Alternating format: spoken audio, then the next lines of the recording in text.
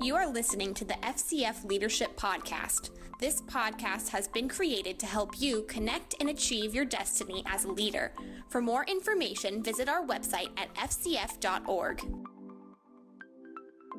Hey everybody, this is Cookie Brothers with FCF International, and I am so excited today to have our guest on our podcast, and that is Reverend Blaine Bartel. Reverend. I love it. I like to be respectful. Thank you, Cookie. And the reason I do is because I really feel like we can put a demand on a gift greater when we understand what that gift is. Yeah. And you are a man of God. I appreciate it. God has used you mightily in the kingdom. And I'm thrilled to have you here today to talk about your journey. Well, great. And one of the things that we want to make sure that we are emphasizing for all of our leaders is the need for whole health, spirit, soul, and body. And so you have faced some trials in your life and ministry that has positioned you to understand the need for whole health. Absolutely. So I wanted you to share with everybody your journey. I would be happy to. First of all, thank you for having me today. I love your new offices. Thank you. We love them too. I wish everyone could see these offices. They're just like modern and beautiful. And it's just, when I walked in, I was like, this is perfect. So thank you. We're excited. Yeah. So for those who haven't heard my story, I grew up in Word of Faith Ministries, went to Rhema, served with Pastor Willie George for years, who was FCF way back in the day. Yep. Children's pastor for the first FCF church ever. So, right. You know, this is where I grew up. This is where I cut my teeth. Published with Harrison House, and so I was at the end of all this ministry growing up. I was in Dallas pastoring a church. And the church was really starting to grow. And we had built a $5 million building in Frisco, which is a fast-growing city in the north part of Dallas. And we were about to celebrate Easter 2010, and everything ended for me, Cookie. Easter week. Well, it would be our the weekend of death, burial, and resurrection. I never got to Easter, but I did get to Good Friday. Right. Basically, that week, and I know now it was so much God, even though it felt like hell at the time. Yeah, absolutely. But I was exposed in the most brutal way, and I had been hiding for about 23 years a addiction. I would call it today a stronghold or a captivity, if using more of a scriptural terminology. But what the world would call an addiction to pornography and sexual vice, and it started as a minister. Can I insert something here? Yeah. I just recently heard a message from Pastor Craig Rochelle, and he was talking about strongholds in the mind. And he found I don't know if it was in a concordance or somewhere, that said a stronghold is defined as a fortified city or prison of deception, locked prison of deception. How accurate is that? That is perfect. Right? Anyway, I wanted to insert that because that's truly where you were. Yeah, and it was. And it started, I didn't grow up with porn. I grew up in the 70s. So you couldn't get porn in the 70s unless your dad had it. And my dad didn't because I looked and I never could find any. And so I really wasn't introduced to porn until I was a traveling minister. And I was not taking care of my soul. I was not Sabbathing. I was traveling, speaking, preaching, writing.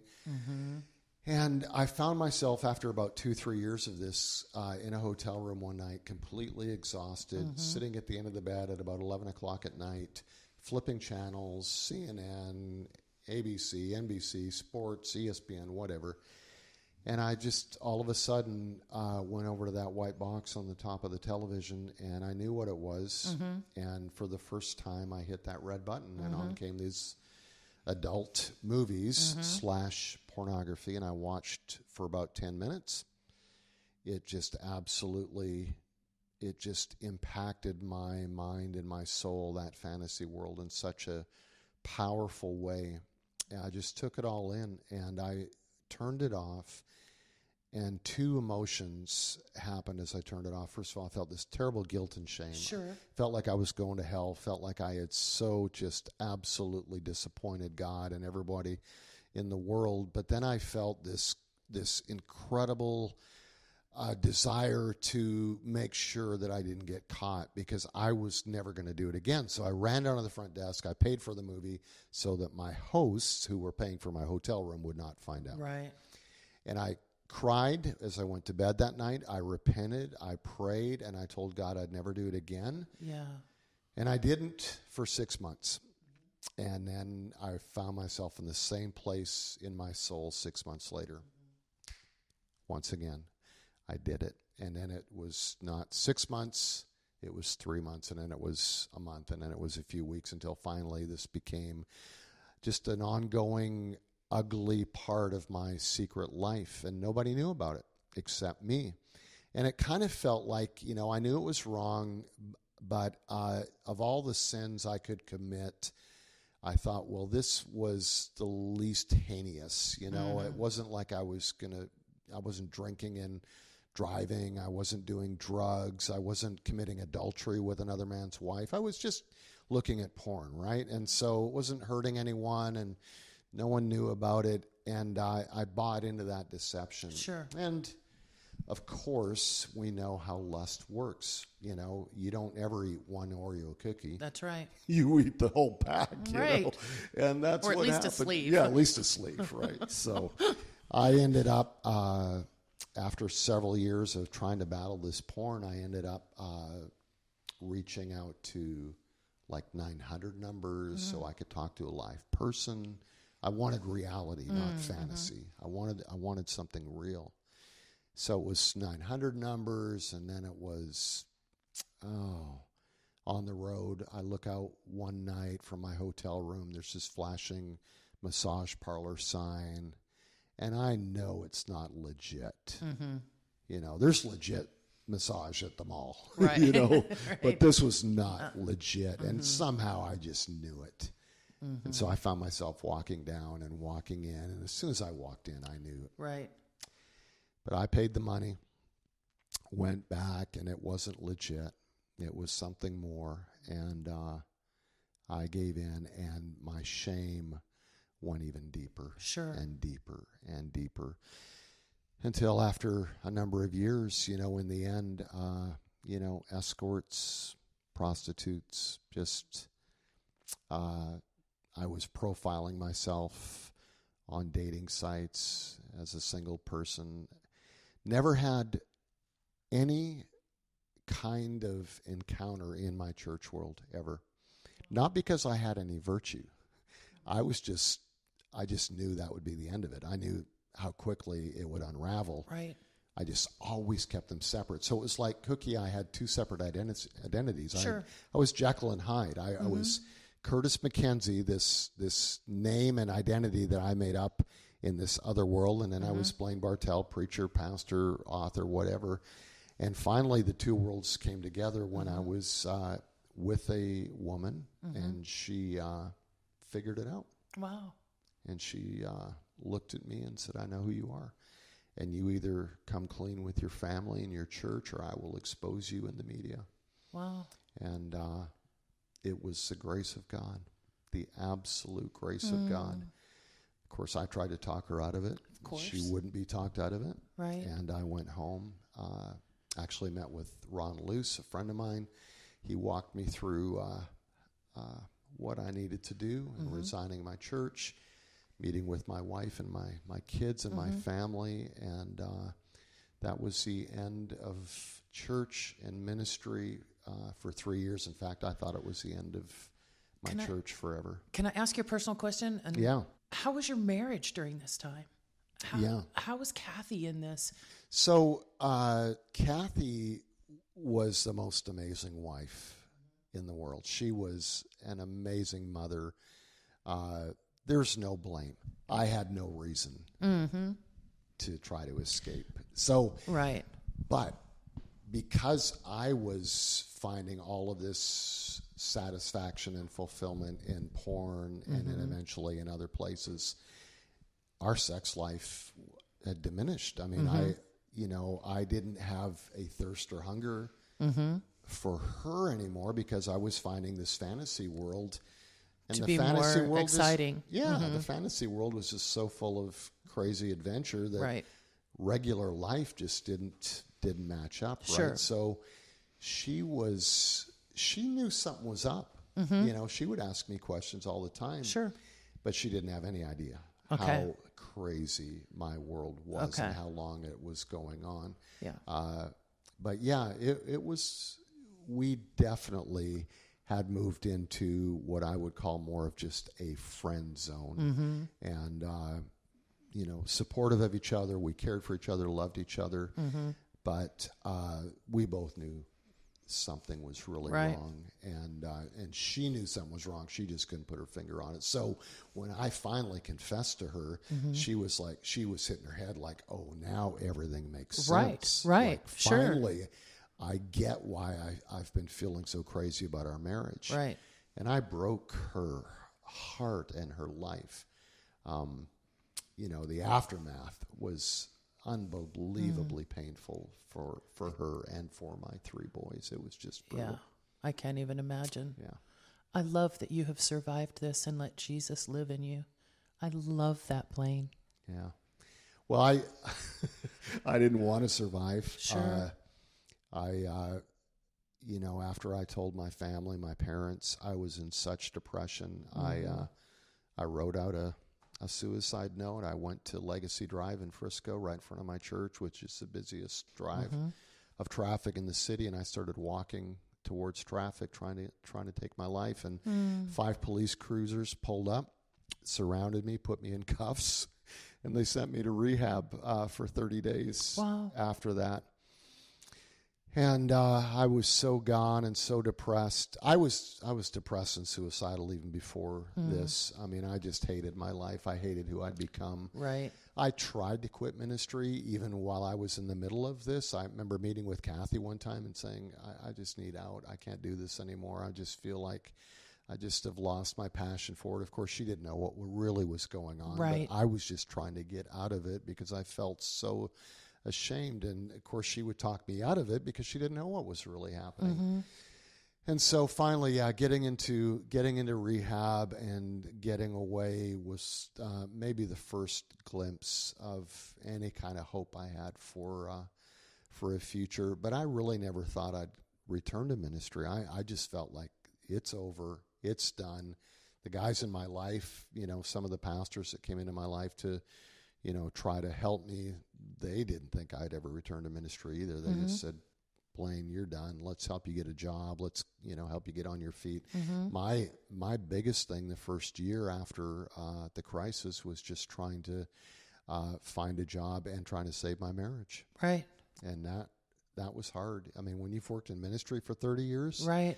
And you've never done anything else. Yeah. It's hard to just, hey, I'm a good preacher. You got a job. Right. I've had similar thoughts. I've wondered if I didn't do this, what would I do? Yeah. It's really hard. Yeah. And so, God provided in so many different ways I ended up finding through a friend, I found this bully-proof organization that needed a marketing manager that was a national education thing with schools. And so I worked with that for a while, and I did some other things. But so God was faithful through it all. But when I look back that first year of trying to inch out of that grave that I put myself in, I think the hardest thing was just seeing how much pain I brought to my wife at the time, Kathy, and my 3 boys. Yeah. And it was brutal, just to see her try to struggle to be with me again. And she wanted to, she tried so hard. She didn't want our marriage to end. And my boys, wanted to cheer me on, but they saw their mother's pain. Absolutely. They were like, I can't cheer you on right now, Dad. Yeah. I can't be in your corner. You know, We got to be there for her. You've hurt Mom too much. You've hurt me. So it was just, we don't realize until it happens the ripple effects of our decisions and our choices and our behavior. If I could have, when I was pressing that red button in that hotel room that first time, if I could have fast forwarded to all the pain I would have caused and all the heartache I would have caused, I would have never hit the button, right? Yeah. You just don't realize where choices and decisions take you. And so if you're a minister and you're listening today, or you're just somebody that happen to be tuning into this podcast, what would I tell my younger self? I would say, take a moment, pause, hit the pause button, and if you're in a crisis, reach out to somebody. Yeah. Just say, hey, I'm in a little bit of trouble here. Can you give me some help? That would have solved everything for me.